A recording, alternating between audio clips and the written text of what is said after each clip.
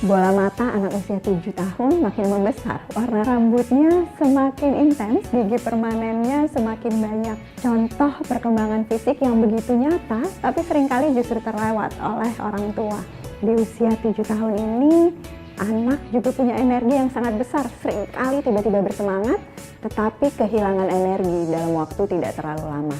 Anak-anak usia 7 tahun sudah sangat mampu membuat perencanaan. Sesudah mandi, aku akan membuat jus untuk ayah dan ibu. Sudah tahu apa yang harus dilakukan berikutnya. Aku akan mengerjakan PR sesudah ini, tetapi seringkali masih kesulitan untuk melakukan rencananya. Karena sulit memprediksi waktu misalnya. Ia pikir PR-nya bisa selesai dalam 20 menit, kenyataannya mungkin butuh 60 menit atau lebih. Bahkan dalam menulis pun ini terlihat. Ia pikir kertasnya cukup, tapi ternyata bentuk hurufnya terlalu besar sehingga kemudian tidak cukup dan harus bersambung atau bahkan bentuk hurufnya menjadi tidak utuh. Ini sesuatu yang menantang untuk anak usia ini, tetapi apabila mendapat dukungan dari orang tua, maka dia akan mengatasi tahapan-tahapan perkembangannya dan lulus dari ujian tahap perkembangan dengan baik. Salah satu yang berkaitan dengan pertumbuhan sosial emosional adalah kekhawatirannya yang berlebihan. Kalau saja orang lain tidak menyukai aku, ia ingin sekali menunjukkan komitmen dalam pertemanan. Karenanya seringkali komitmennya juga mulai tumbuh dalam hal-hal yang berkaitan dengan sekolah. Tidak ingin datang terlambat misalnya.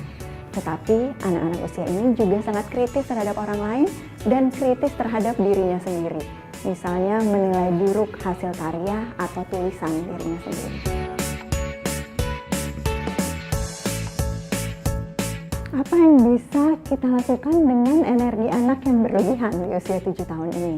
Membuat jadwal olahraga bersama-sama dan memperbanyak aktivitas-aktivitas fisik anak.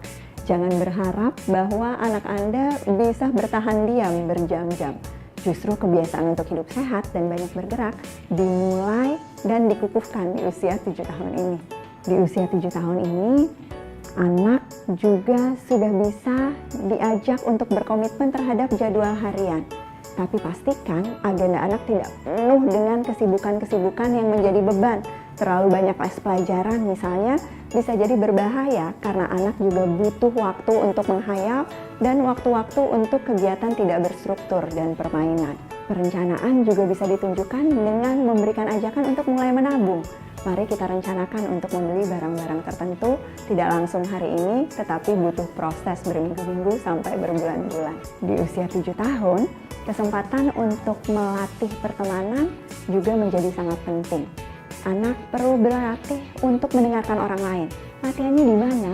Latihannya adalah pada saat dia didengarkan oleh orang tuanya, diperhatikan dan diberikan penghargaan oleh orang tuanya.